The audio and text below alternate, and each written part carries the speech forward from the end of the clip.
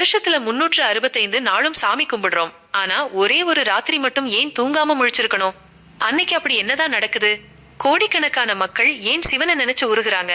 இது வெறும் பக்தி மட்டும் தானா, இல்ல இதுக்கு பின்னாடி ஏதோ பிரபஞ்ச ரகசியம் இருக்கா?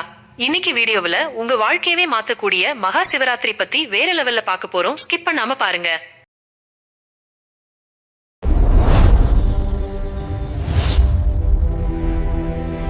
முதல்ல ஒரு சின்ன கதை. இந்த உலகத்தையே அழிக்க வந்த ஆலகால விஷத்தை சிவன் குடிச்சப்போ அவர் மயங்கிடாம இருக்கிற தேவர்கள் எல்லாம் ஒன்னா சேர்ந்து பாட்டு பாடி ஆடி அவரை விழிப்போட வச்சிருந்த அந்த இரவு தான் சிவராத்திரி. இன்னொரு பக்கம் பார்த்தா பிரம்மாவுக்கும் விஷ்ணுவுக்கும் யாரு பெரியவங்கன்னு போட்டி வந்தப்போ சிவன் ஒரு பெரிய நெருப்பு தூணா நின்னதும் இதே ராத்திரியில் தான். இந்த இரவுல தான் சிவன் பார்வதி தேவிய திருமணம் செஞ்சுக்கிட்டதாவும் சொல்லப்படுது. அதாவது சக்தியும் சிவமும் ஒன்றிணைந்த உன்னதமான இரவு இது. சரி, ஏன் தூங்காம இருக்கணும்? சும்மா உட்கார்ந்திருந்தா போதுமான்னா நிச்சயமா இல்லை. மகா சிவராத்திரி அன்னைக்கு பூமியோட வடதுருவம் ரொம்ப விசேஷமா இருக்கும். அன்னைக்கு நம்ம முதுகுத்தண்டு நேரா இருந்தா பிரபஞ்சத்தோட ஆற்றல் நம்ம உடம்புக்குள்ள ரொம்ப வேகமா பாயும் சொல்றாங்க.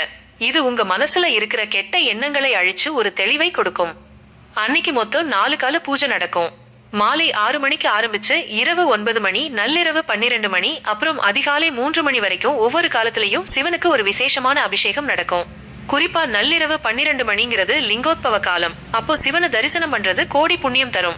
முடிஞ்சவங்க முழு விரதம் இருக்கலாம், முடியாதவங்க பால்பழம் மட்டும் சாப்பிட்டு ஓம் நமசிவாய மந்திரத்தை மனசுக்குள்ள சொல்லிக்கிட்டே இருங்க.